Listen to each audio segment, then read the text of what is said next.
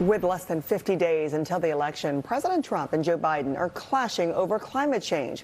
While meeting with California's governor, the president downplayed the role of climate change in the wildfires ravaging the region. His Democratic rival blasted that attitude. Donald Trump's climate denial may not have caused these fires and record floods and record hurricanes.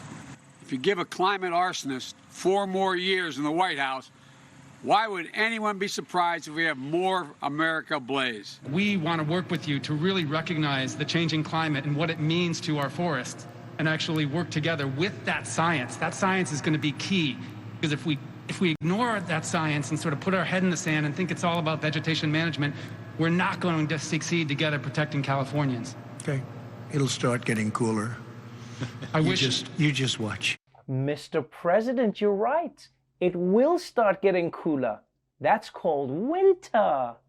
Gold star. So I guess Trump's approach to climate change is the same as his approach to coronavirus. Just deny its existence and then hope it'll magically disappear.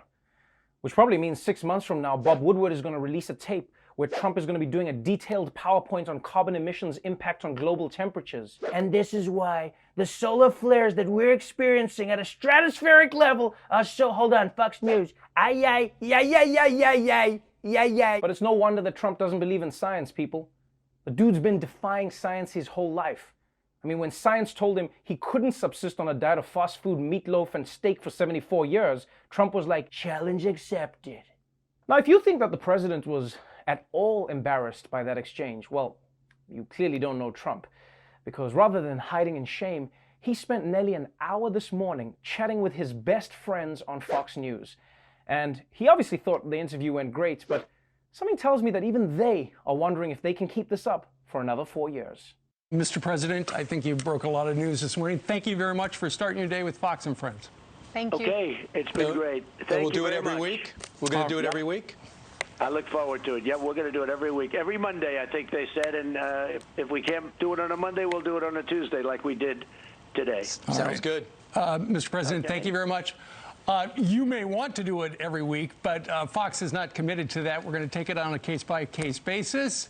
And Joe Biden, as well, is always welcome to join us for 47 minutes, like we just did with the president. All right. Donald Trump, President of the United States. Wow. Steve Doocy just told the President of the United States, don't call us, we'll call you. Imagine that. He's the most powerful man in the world, and they're treating him like he's a Jehovah's Witness who's also selling timeshares. And the fact that Doocy even knew that it was 47 minutes just shows you how annoyed he was. Not 45 minutes, not an hour, 47 minutes exactly. That's someone who spent most of a conversation staring at their watch. And by the way, if Melania ever wanted to have an affair, Trump's Fox News interviews would be the perfect time for her to do it. Okay, Eduardo, my husband just called into Fox now, so we have anywhere between 45 minutes and 3 hours to make cold, indifferent love. But still, man, I want to give props to Steve Doocy for inviting Joe Biden on the show to make it seem like Fox and Friends is a balanced news show. That was pretty cool. Yeah, at the end he was just like, just to be clear, we will also talk with Joe Biden. It's only fair. All right, coming up next, are Democrats going to burn your house down while you're asleep?